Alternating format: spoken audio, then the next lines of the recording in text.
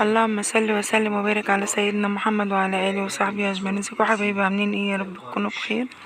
ايه رايكم في الكنتاكي ده؟ كنتاكي مفيش بعد كده. بصوا معانا هنا ميه هنحط فيها ملح، كمون، كركم.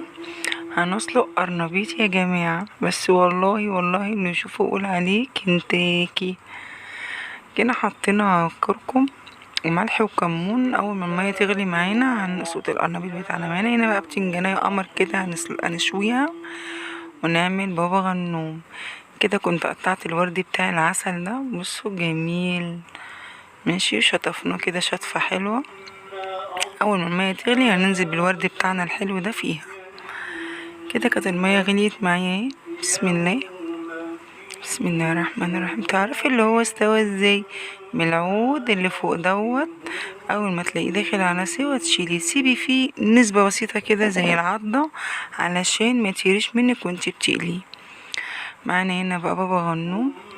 انا ما بحبش اضيف عليه توم، اختياري بقى، اللي عايز يحط يحط. انا هنا بستعمل زيت، ذرة، طحينة، كمون، ليمون، كزبرة ناشفة بس. بسم الله الرحمن الرحيم. كده كنت ضفت الطحينة اهوت، وحطيت الملح والكمون والكزبرة وعصرة ليمون وشوية من زيت الذرة. بسم الله الرحمن الرحيم. كده تمام معايا ايه زي الفل.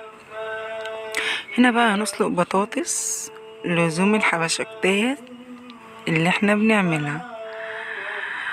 الخلطة بتاعتنا بقى عبارة عن ايه؟ بيضاية واحدة، نشا، دقيق، خضرة، التوابل بقى اللي انتي بتحبيها.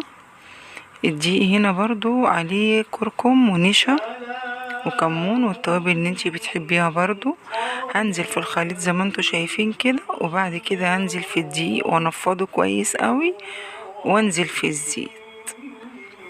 نقول تاني، بيضاية يا جماعة، انا حاطة هنا بيضاية. سيبكوا بقى من العادة التقليدية بتاعت زمان اللي كنا نكتر بيض عشان الايه؟ القرنبيط. بصوا المنظر، بسم الله ما شاء الله.